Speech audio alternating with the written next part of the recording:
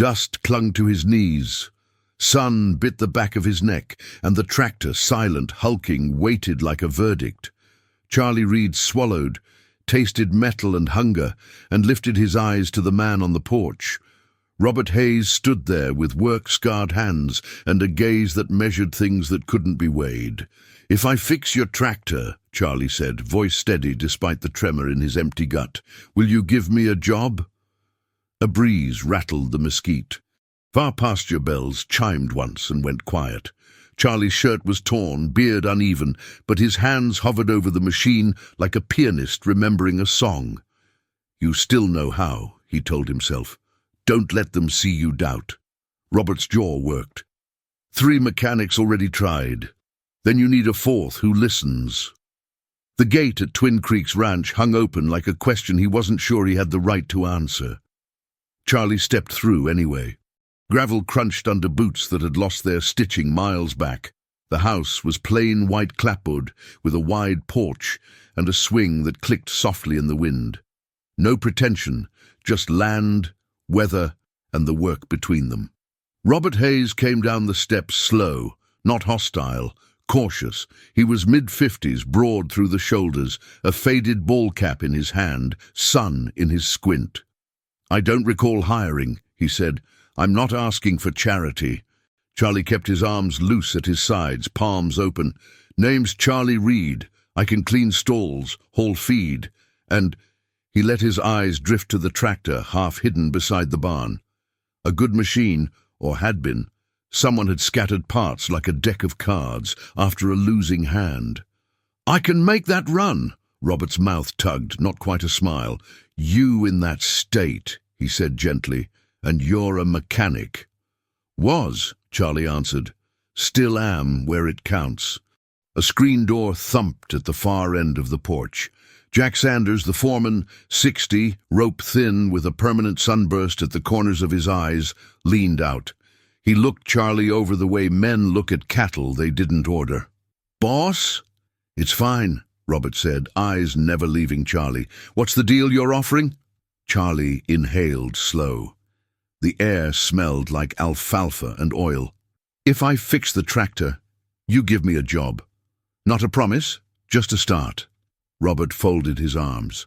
"You know, 3 shops in town couldn't figure it. One said the engine's a total loss." Charlie's mouth twitched. "Sometimes folks stare so hard at the big pain they miss the small one that's actually screaming." Robert glanced at Jack, who shrugged. "Your ranch." At last, Robert nodded toward the barn. "Tools are in the red chest. I'll watch from over there so you don't feel crowded." Charlie approached the tractor, and the world narrowed until it was just the machine and the pulse in his fingers. He popped the hood, listening to the soft clack of metal settling in the heat. Fuel lines, injector rail, harness clips. He touched each point like reading Braille. His hands remembered patterns his life had tried to make him forget. "Need anything?" Robert asked, voice even. "Wrench set, flathead, needle nose, shop rag." Charlie didn't look up. He pressed a line with his thumb, frowned, followed it to the pump, backtracked to the filter housing. Whoever had been here last had replaced expensive parts and ignored the cheap ones. He loosened a clamp. The smell that bled out wasn't right. Stale, gummed. He tapped a knuckle against the housing. Solid. Too solid. "You're hearing ghosts," Jack said, aiming for humor. "Listening," Charlie murmured. He pulled the filter and held it to the light. Amber turned to mud. "There you are," he whispered, but didn't celebrate.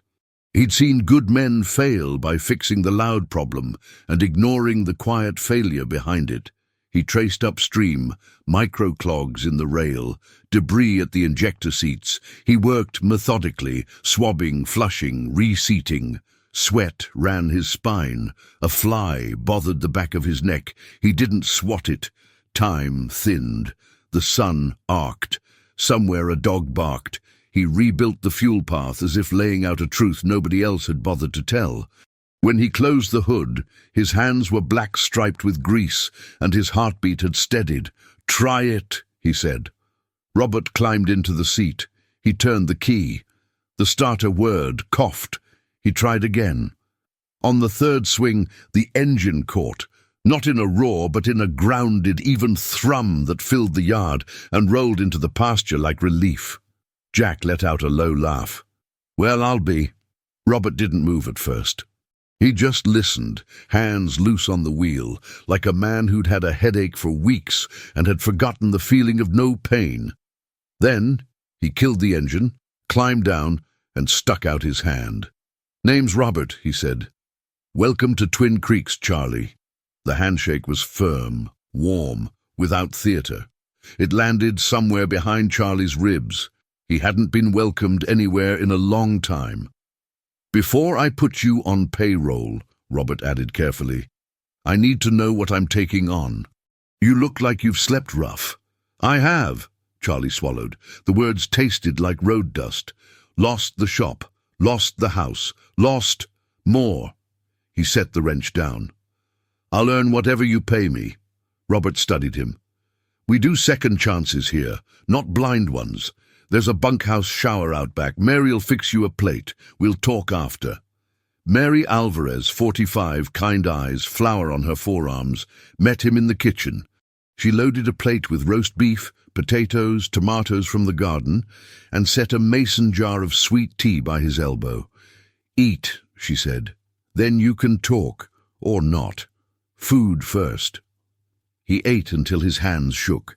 Steam fogged the bunkhouse mirror as hot water pounded his shoulders. He scraped the beard, trimmed the edges. When he looked up, a man he recognized only in pieces stared back. He buttoned a clean work shirt someone had left folded on the cot and stepped into late light pooling gold along the porch. Robert was waiting with 2 mugs of coffee gone cool. "You fixed what 3 professionals couldn't," he said. "That wins you more than a day rate." Charlie nodded once, wary of hope. "Thanks. Tomorrow we'll look at the grain auger. But tonight I want to hear, at your pace, why a man with hands like that ended up asking for work at my gate." Charlie's jaw set, then loosened. "There's a name in it," he said softly. "A name that used to mean brother to someone." Robert's eyes flicked. "Whose name?" "Edward Hayes," Charlie said. "My former business partner." Wind fell out of the trees. Somewhere, a swing creaked and went still. Robert didn't blink, but the mug in his hand tightened a fraction. "We'll talk," he said. "We'll talk careful." And the porch light clicked on as night took the ranch in one slow breath. Mary put down a peach cobbler between them, as if sugar could pad sharp edges. "Eat," she ordered again, and left. Charlie stared at the plate, then at the horizon until the line between land and sky softened. "I ran a precision engine shop outside Houston," he began. "Imports, agricultural, industrial. Folks brought me the headaches nobody wanted. We were good."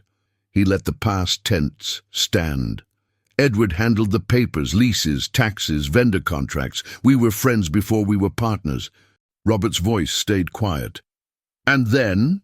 "Then the audits. One morning the place was full of badges. Accounts I'd never seen, contracts I didn't sign but apparently had. Money missing that didn't pass through my hands." Charlie rubbed his knuckles, a motion like sanding down splinters. "When it burned fast. House, shop, reputation. My wife, Sarah, couldn't stand the shame, took the boys and left. I don't blame her. She believed what the papers said." "Ah, did you know?" Robert asked, though his tone said he already believed the answer. "If I'd known, I'd have burned the place myself before I let him use it." The bitterness in Charlie's voice cooled to something steadier. "Edward disappeared. I kept sending statements to lawyers I couldn't afford. The court called it negligence. Big word for trust." Cicadas wound up in the oaks. Robert sat still until the sound filled the pauses. "You said his name like a dare," he said finally. "Edward Hayes." Charlie looked over. "He ever crossed your life?" Robert's smile came and went like heat lightning. "I had a brother named Edward," he answered. "We haven't spoken in years." Silence thickened. Mary's swing clicked once inside the house. Jack's boots thudded past, then faded. Charlie exhaled. Fate's got a mean sense of humor. I don't believe in fate, Robert said. I believe in choices and in cleaning up after them. They cleaned their plates because Mary would fuss if they didn't. After, Robert led him to the small bath under the stairs to grab a real towel, then to the mudroom, where an extra pair of steel toes waited. "They'll do till we get your size," he said.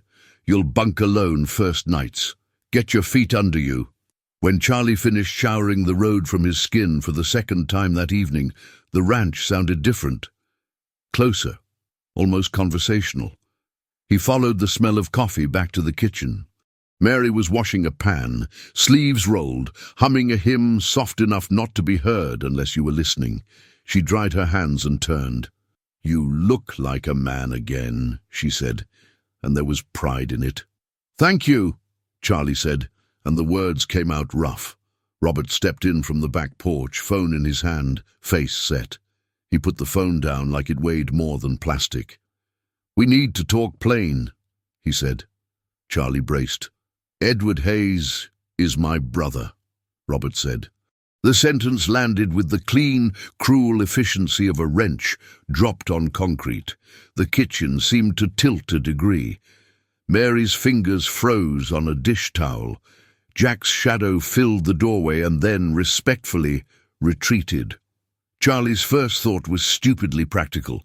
Of course, the gate was open. His second was heat, shame, rage, hurt, all elbowing for space in a chest that had only just stopped aching. "You knew when?" he asked. "Tonight," Robert said. "When you said his name."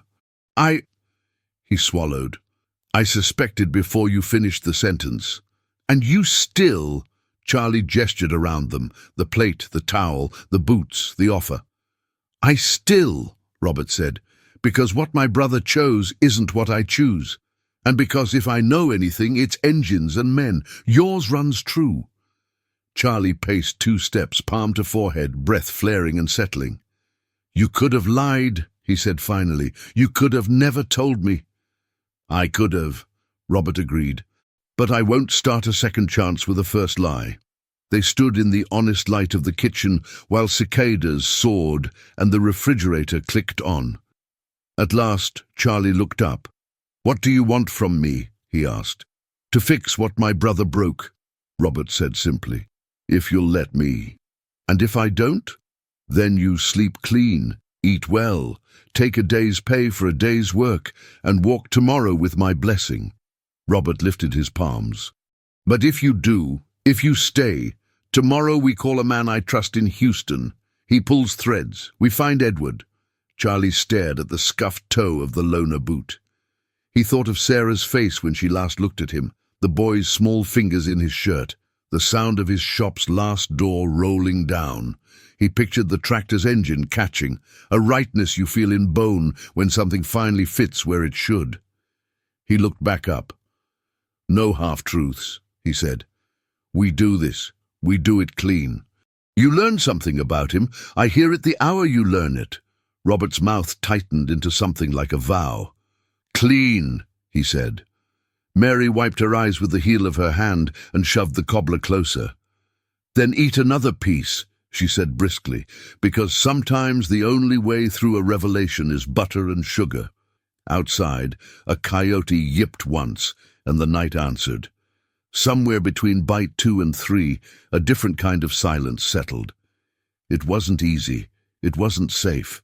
It was decided. Morning came blue and clear, the air washed by a late-night breeze. Charlie was already in the machine shed when Robert found him, hood up on the grain auger, a screwdriver between his teeth, humming the same hymn Mary had hummed, as if the song had moved from one room to another and put down roots. "You sleep?" Robert asked. "Like a man who heard an engine run again," Charlie said, and set the screwdriver aside. They drove into town after chores, the road straight as a plumb line, through mesquite and billboards. Houston rose by degrees, flat land to subdivisions to glass. Robert parked outside a low building with frosted windows and a faded gold decal, Pierce Investigations, Financial and Asset Recovery. Marcus Mark Pierce looked like a man the years had sanded smooth instead of worn down. Late 50s, silver at the temples, tie loosened, eyes that missed less and judged slower. He shook Robert's hand hard and Charlie's hand longer. "I've heard of you," he said to Charlie, surprising him. "Engines come home to you." "They used to," Charlie said. "They will," Pierce replied. "Sit. Tell me about Edward." They told it twice, once simple, once with threadbare edges turned outward to show the snags. Pierce listened without interrupting, only jotting a name, an address, the year on a lease. When they finished, he tapped his pen twice. "Men like your brother," he said to Robert, "rarely go quiet. They just switch rooms." "Rooms?" Robert asked. "Industries, crowds. The trick is the same. Promise speed where only patience pays, promise certainty where none exists." Pierce turned to Charlie. "He liked showing money." "Loved it," Charlie said. "New suits to pick up a gasket. Rented a Maserati to sign a John Deere contract." Pierce smiled without humor. "Then we don't chase men. We chase shine. I'll pull state complaints, civil filings, LLC registries. I'll scrape social for the kind of humble brag people don't realize is a confession. Give me a week." "Make it 3 days," Robert said, and something flinty slid into his voice that made Pierce glance over, reassessing the rancher as more than denim and manners. "We owe folks more time than my brother gave them." Pierce held Robert's gaze, then nodded once. 3 days. They stepped back into Houston heat that hit like open oven. Traffic ticked by. Charlie stared at the reflected skyline in the office glass and saw, instead, his sons pressed to a car window, Sarah's finger white on the steering wheel, the shop sign in the rear view going smaller and smaller until it was just a smudge and then nothing. "Hey," Robert said softly, "don't leave the room." "I won't." Charlie tucked it away. "I'm here." Back at the ranch that evening, Mary set down chili with a ridiculous hill of shredded cheddar and pretended not to watch them eat. Jack leaned a shoulder on the door jamb. "Boss," he said, "that auger?" "Runs," Charlie said, mouth full. Jack jerked his chin. Approval granted. "Figured." They were halfway through bowls when Robert's phone lit. Unknown number. He let it ring once, twice, then answered, thumb-tapping speaker as his eyes met Charlie's. "Rob," a voice said, smooth, familiar, and thin with effort, as if trying to sound relaxed over a sprinting heart.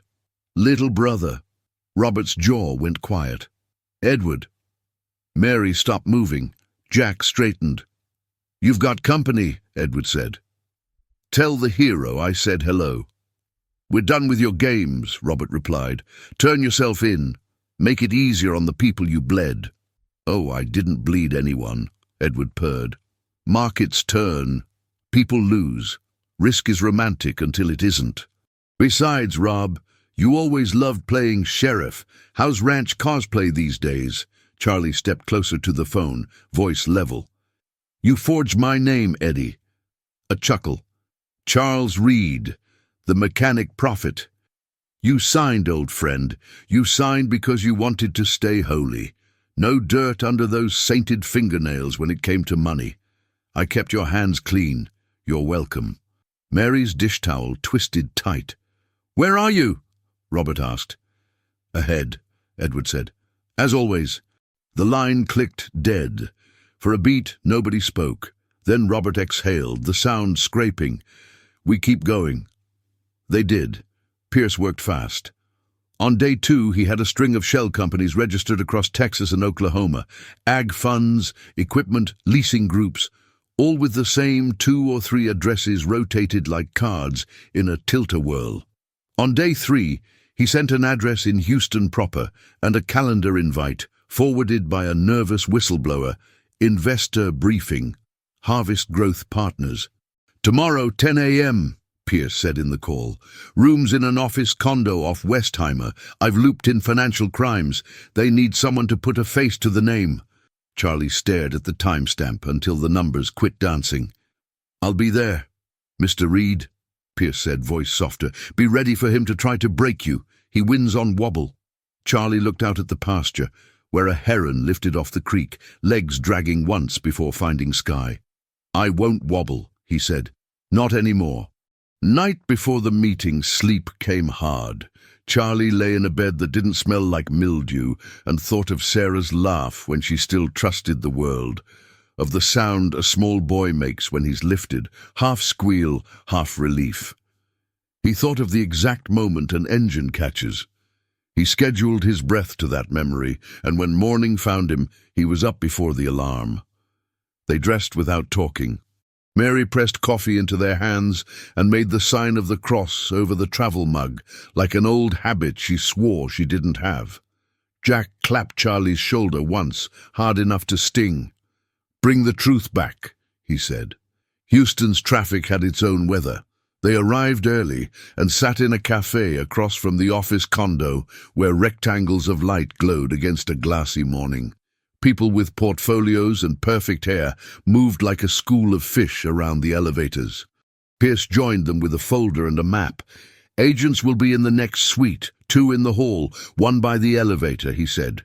"You'll enter after he starts, say your piece, then step back and let them do theirs. No heroics." Charlie nodded. At 9:58, his phone vibrated. Now, Suite 4B.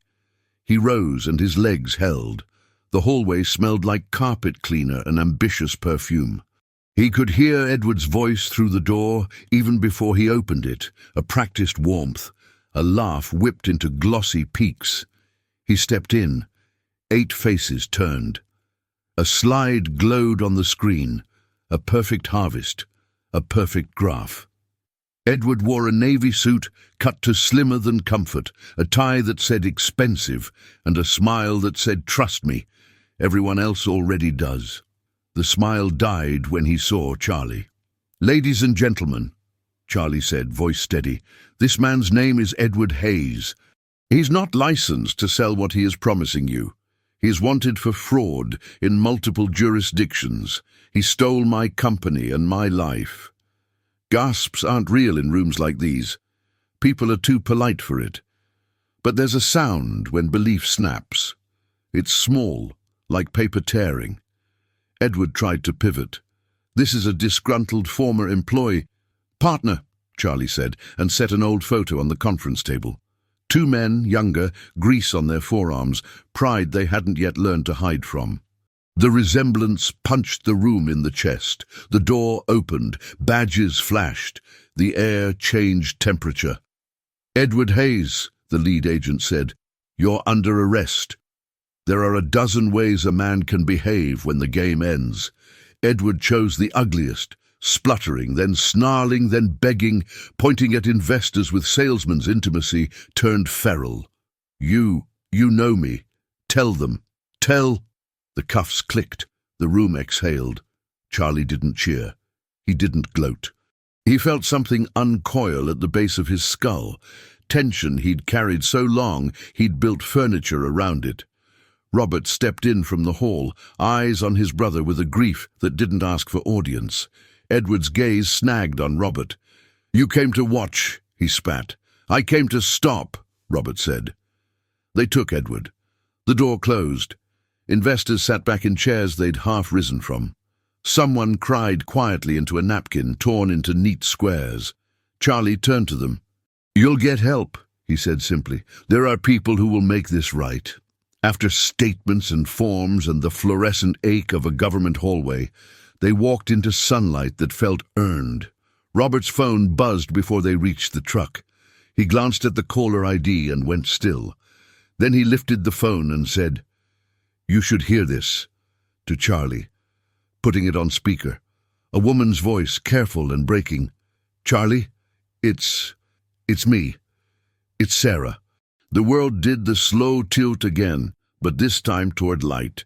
"Hi," Charlie said, and the syllable carried years. "I'm here." "Excelente. Já adaptei sua transcrição para o público do Zigueua, com nomes em inglês e ambientação no Texas, Houston, mantendo show, don't tell, ritmo lento e ganchos desde o início. Vou continuar a história do ponto onde paramos após o capítulo 3. E, em seguida, entrego revisão, tabela de personagens e os prompts de imagem. The cafe window held a pale reflection of Charlie's face as Sarah's voice braided years into a single word. "Hi." He turned away from the glass and gripped the edge of the table. "Sarah." Traffic hissed on Westheimer. Inside, the barista tamped espresso with ceremony, as if nothing in the world had ever broken. Robert sat back to give air and privacy without leaving. He studied an old flyer pinned to the corkboard like it might help. "I heard," Sarah said, breath catching, "about the arrest." "It's real," Charlie said. "Agents, handcuffs, the whole truth finally made a sound." A soft, disbelieving laugh. "I'm sorry. That's awful and good. I don't know what I'm supposed to say to you," he admitted. "I've rehearsed 1,000 versions, and all of them keep tripping over the same stone." "Then don't rehearse." Her voice steadied. "Where are you?" "Across from the building where it ended, with a man who chose to help me clean a mess he didn't make." "Robert Hayes," she said, quietly impressed. "The rancher? You know the name?" Small-town news travels like lightning and gossip. The investigator called me when warrants went out. I wanted to believe you again before the official stamp." He closed his eyes and saw two small boys on a living room rug, pushing toy tractors, arguing about who got the green one. "How are the boys?" "Ethan reads everything with a gear in it. Luke wants to build a go-kart from a scrap he found behind school. They're taller, meaner at soccer, and soft where it counts." A pause. "They ask about you." He swallowed. The cafe air smelled like cinnamon and someone else's morning. "I don't have a map for what comes next, Sarah. We can draw one." Paper rustled on her end, as if she had literally pulled a pen and blank page toward her. "Slow, with erasers." He looked at Robert. The rancher hadn't moved, but his posture said, "Take the call you deserve." "I'm headed back to the ranch," Charlie said. "Come out this weekend, see where I landed." Silence that wasn't empty. "Okay," she said. "We'll come." When the call ended, Charlie set the phone down like it was made of spun glass. He stared at his hand and didn't recognize the calm in it. "Good?" Robert asked. "Good," Charlie said. "Scary, honest, good." They drove back in heat that flickered the horizon. Mary opened the mudroom door before they hit the steps, sixth sense tuned to the pitch of returning trucks. "Are we feeding hope or grief?" she demanded. "Both," Robert said, "but hope's got the longer fork." Mary beamed. "Then you'll need pie." In the shed, Jack was already under the next patient, the big combine that hiccuped under load. Charlie slid in beside him without a word. They worked like men who understood conversation can happen in wrenches and nods. Between bolts, Charlie told him pieces. The arrest, the call. Not too much, just enough. Jack snorted softly. "Life's a mean foreman, but it's fair on Sundays. Since when are you a poet?" "Since my second divorce," Jack said. "Less expensive than therapy." By dusk, the combine hummed longer and steadier. In the gloaming, coyotes yipped like gossipers. Robert came to the shed door with 3 mason jars of tea. He looked at both engines, the metal one and the human one, and nodded. "We'll have visitors this weekend," he said to Jack. "Company manners." Jack grunted. "I'll hide the ugliest rakes." Saturday came with a milder sun and the kind of blue sky that makes fences stand straighter. A dust plume announced Sarah's sedan before the car itself appeared. She parked crooked and stepped out like a woman arriving in a country she used to live in. Sarah wore her dark hair back, a careful blouse that had survived school hallways and worry. Ethan and Luke unfolded from the back seat, length where there had been softness, cowlicks like homing beacons to earlier versions of themselves. For a second, no one moved. Then Luke fired first. "Is the tractor the same kind as the toy?" "Yes," Charlie said, voice breaking and mending in one word. "Only louder." Ethan hung back, eyes measuring. "Did you really fix the engine other guys couldn't?" "I listened," Charlie said. "Engines tell the truth if you don't shout over them." Ethan's mouth crooked. the beginning of a smile like his father's. He took 3 brave steps and bumped his shoulder into Charlie's side, the exact teenage translation of an embrace. Luke cannoned into his waist with less translation. Sarah approached slower. She stopped within the reach of touch and didn't. "Hi," she said again, and this time it was a homecoming disguised as a greeting. "Hi." Robert cleared his throat and suddenly remembered pies in a kitchen that needed guarding. "Mary!" he hollered unnecessarily and vanished. Jack had never moved faster to go check a fence. They walked the fence line like people learning a new language made of grass and creek and the thud of boots.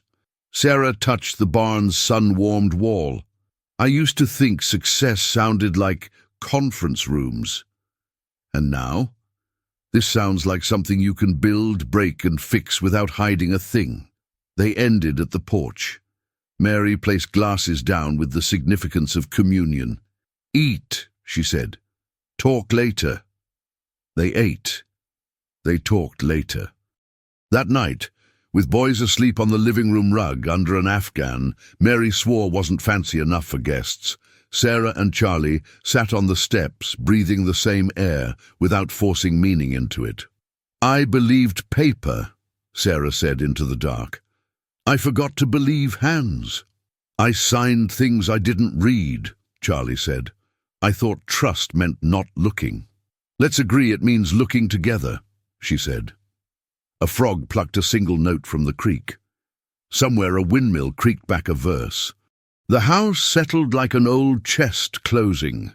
They didn't fix everything that night.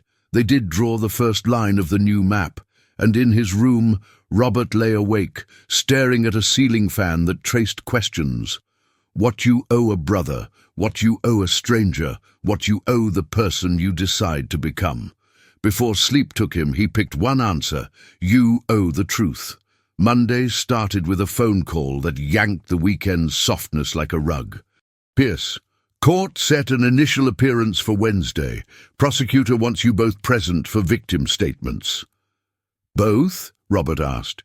"You as material witness and to establish familial relation. The DA thinks it matters that you chose to bring him in instead of burying it." Robert's jaw said he'd rather bail razor wire. "We'll be there." At breakfast, Mary read their faces like weather.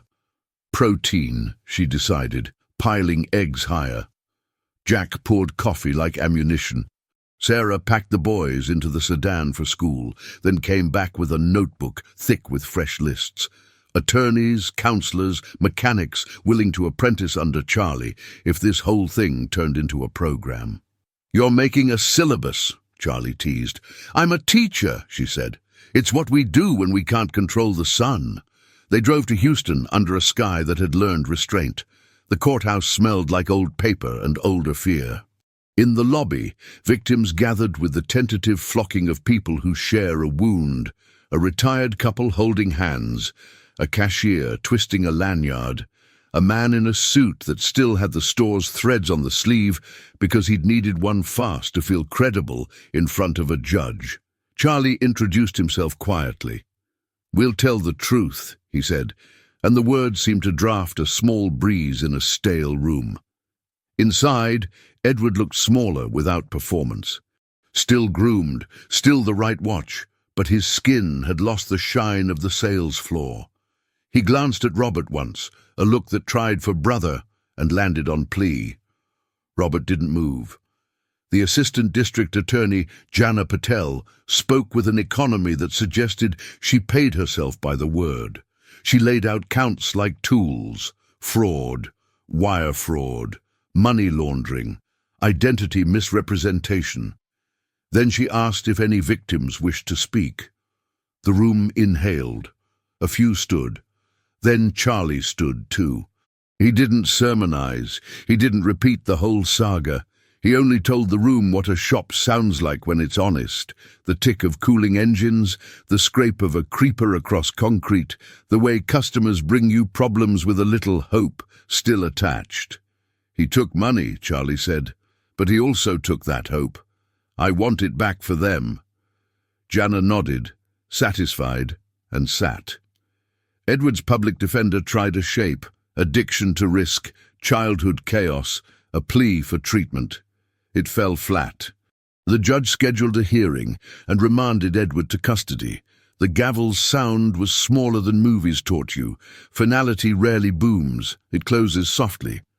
Outside, Pierce caught them mid-breath. "There's more," he said. "We found a storage unit. Someone used your old shop's P.O. box on the rental application, Charlie. Could be a dead lead. Could be a cache." "A cache of what?" Robert asked. "Documents. Originals," Pierce said. "Maybe the ones you said could clear signatures. Maybe logs of transfers, if he's sloppy." "He's arrogant," Charlie corrected. "Arrogant men label their trophies." They drove in a convoy: Pierce, an officer with a warrant, Robert and Charlie. The storage facility stretched row on row like a grey memory palace. The unit rolled up with a clatter that made Charlie's skin try to crawl off him. Inside, boxes, bankers' boxes, labelled with a tidy hand Charlie recognized. Edward's control freak had always loved stick-on labels. The officer cut seals. Pierce lifted lids. Paper smell, stale ink and old threats, contracts, originals, signatures that were not Charlie's, copy-paste traces visible even to the naked eye where a name had been overlaid. A ledger with a second, secret set of books written in the private shorthand of men who think hiding is the same as vanishing. Pierce whistled. He kept a diary of his sins. "It's not vanity," Charlie said numbly. "It's belief he'll never be caught. He keeps score." "Good," Robert said. "Now we do." The officer catalogued. Pierce photographed. Charlie stood back and felt fatigue and fury wrestle. Sarah texted, "How bad?" and he sent a photo not of paper but of a single bolt in the unit's concrete lip. "We found the first thread," he wrote. "We're pulling it." Back at the ranch, work waited the way a friend waits, without judgment, offering you the clean heft of tasks. Charlie lost himself gratefully. Valve adjusts, belt tensions, an irrigation pump that had decided last Tuesday to be temperamental. The machine shed's shade held him like a hand on the back of his neck saying, "Breathe." Twilight again. Porch again. Sarah with a stack of pamphlets about expungement and a skeptical eyebrow for certain fonts. The boys asleep in their borrowed bunkhouse beds, dusty and triumphant from a day of livestock introductions. Robert came up the steps carrying a box he'd retrieved from the attic. "I don't show this," he said, "to anybody." He opened the lid and pulled out a photograph of two boys in threadbare T-shirts, one smaller and grinning, one taller with a black eye he'd earned defending the smaller from a sixth grader. "We were not always enemies," he said quietly. Charlie studied the picture. The taller boy had Robert set to his jaw. The smaller had Edward's smile before it sharpened into a blade. "Well, what happened?" Charlie asked. "Life," Robert said, "and choices." He slid the photo back in. "I can't save him from the ones he chose, but I can save what he tried to burn in you." The porch light clicked on. Somewhere a coyote answered a train nobody could hear. The ranch breathed. They drew lines on the map again, this time not of feelings but of steps, affidavits, subpoenas, the practical choreography of repairing a story in front of the world.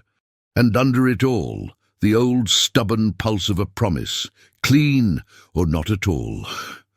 By the time the evidentiary hearing arrived, the DA's office had converted the storage unit into a library of consequence. Jana Patel prepped Charlie with the patience of a good mechanic explaining a noise. "Answer what's asked. Don't volunteer bolts we didn't request. If you don't know, you don't know." "I know the smell of old paper," he said. "It's fear pretending to be official." Court again. Fluorescent again. Edward in County Orange now, arrogance dented but not destroyed. He leaned to whisper toward his attorney and aimed a look at Robert that mixed grievance and nostalgia like a poisonous cocktail. On the stand, Charlie described the original contracts. How his signature should look, how it did look on pages forged by someone with access to his scanned ID. He talked through ledger anomalies with the plain precision juries can believe. If money goes out at midnight every Friday to the same 3 vendors, and those vendors share a P.O. box, that's not a coincidence. That's choreography. The defense tried to paint him as bitter. He didn't swat at the paint. He let it drip and be seen for the smear it was. Then Pierce took the stand and testified like a man who keeps all his documentation in triplicate, because that's who he is, not because he's scared. The judge asked 2 questions. The answers were short. After, in the hall, a woman in her 60s approached Charlie with a careful smile. "You don't know me," she said, "but I almost gave him what was left of my retirement." She held up a checkbook with the last carbon still faintly dented from the day she'd nearly written a future away. "Thank you for being loud. I spent years being quiet," he said. "It didn't save me." Back at the ranch, Robert started something he hadn't told anyone he was starting, a fund. It wasn't charity. It was a mechanism, the way a camshaft is a mechanism. Turn this, that turns, everything aligns. He seeded it with ranch profits and called 3 other landowners who owed him favors. They added. He asked Mary to sit on the board because she had the best instincts in 3 counties and a look that could turn a lie to stone. "What do we call it?" Mary asked, businesslike. "Second start," Robert said, "because second chance sounds like a sermon." They drafted policies on the porch with iced tea rings darkening legal pads. Sarah wrote the intake form like a teacher, not a test, a conversation. Jack called 2 old hands he knew who had drifted into the ditch and might want a road back. By midnight, a program existed where before there had been only anger and will. Charlie slept without dreaming. Morning started with a voicemail no one expected. Edward. 1 call recorded by the jail and routed through the defense. "Rob," his voice said, voiceless almost. "Don't let them take our name. Tell Dad's grave I tried." Robert listened twice. He stood at the fence line and listened a 3rd time while dawn unspooled its slow silver. Then he deleted it. Not out of cruelty. Out of a clean refusal to carry the part of his brother that wanted to turn consequence into melodrama. He walked back to the house and found Charlie under the hood of a feed truck, humming Mary's hymn again. "We'll head to town at 10, Robert said. "Jana wants us to review restitution pathways." "Good," Charlie said, and wiped his hands. "Engines aren't the only things that can be made right." They looked at each other, 2 men bound by someone else's damage and their own choices. Then they went back to work, because work is how you carry hope without dropping it. The plea came faster than anyone predicted. Confronted with the diary precision of his records and the neat row of victims prepared to testify, Edward folded, not into remorse, but into calculus. He took a deal that would keep him away long enough for his schemes to become other people's case studies. The hearing was odd, anticlimax with paperwork. Edward stood, answered yes, no in a voice calibrated to sound contrite. The judge accepted. The gavel tapped. Done. After, in the hall, Edward asked to speak to Robert. Jana allowed 10 feet and no privacy. Edward searched Robert's face for the brother he remembered. "Tell me you understand," he said. "Tell me you know I never had what you had." Robert's eyes were kind and flint at once. "You had me," he said. "You chose not to use it." Edward looked past him to Charlie. For a second, some old throwback, shop floor, youthful pride, flickered like a bad fluorescent. "You were good," he said. "You could have been rich." "I am," Charlie said, and let silence define the currency. They walked out into a day that didn't know it had been important. On the steps, Mary had gathered 3 of the victims around a box of cookies because grief metabolizes better with sugar. Sarah worked a list of services like a band leader. Jack held a door open like he had all the time in the world, and meant it. The weeks that followed didn't glow. They stacked. Second Start set 3 trainees in the machine shed. Charlie taught them the difference between replacing and repairing, and the older of the 3, Luis, 29, eyes darting for exits that didn't exist anymore, began to hold a wrench like it belonged to him. Sarah moved back into the small rental outside town and discovered that forgiveness tends to show up disguised as errands: buy milk, sign a permission slip, say good morning, and mean it. The boys fought and made alliances and fought again. They learned the names of the cows, even the ones Mary kept trying not to name. One evening, Pierce drove out just for pie and sat long enough to let the ranch seep into suit fabric. "You built something," he said, gesturing with his fork. "Courts undo bad. This builds good." Robert shrugged, shy with praise. "We just turned wrenches and told the truth." "Same thing," Pierce said. Under the shop light, Charlie watched Luis thread a bolt without cross-biting it. "Stop," Charlie said gently. "Now feel that? Back half a turn. Let it find itself." Luis did, and the bolt seated with a tiny, perfect click. Luis looked up, eyes surprised at his own capacity. "There it is," Charlie said. "That sound." "What sound?" Luis asked. "Rightness." They closed the shop early to make the last light at the creek. Sarah spread a blanket. The boys threw rocks and argued about distance. Robert leaned against the fence with a contentment that didn't announce itself. It wore feed-store jeans like any man. Mary passed a jar of something she called sun tea and something it was better not to ask about. "Do you ever think about the before?" Sarah asked quietly. "Every day," Charlie said. "But lately it feels less like a weight and more like a story I can set down when my hands are full." "What are they full of now?" "Tools," he said. "People. A map."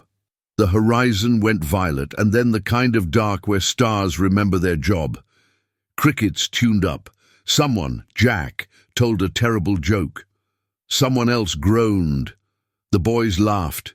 It belonged to them. Harvest came early and clean. Machines that had sulked in previous seasons ran like they'd been waiting for permission. The ranch filled its silos and its calendar. Deliveries, fairs, a Saturday volunteer day at Second Start, where half the county showed up with work gloves and casseroles. Edward wrote once from prison, one of those strange letters that tries to make consequence into philosophy. Robert read it on the porch and then fed it to a burn barrel, not as vengeance, but as compost. The expungement hearing arrived like a cautious dawn. Jana presented the storage unit gospel, and a district judge with a talent for plain language said the words that actually changed lives. The clerk stamped. Paper came back good. Outside, Sarah cried in a way that didn't hurt.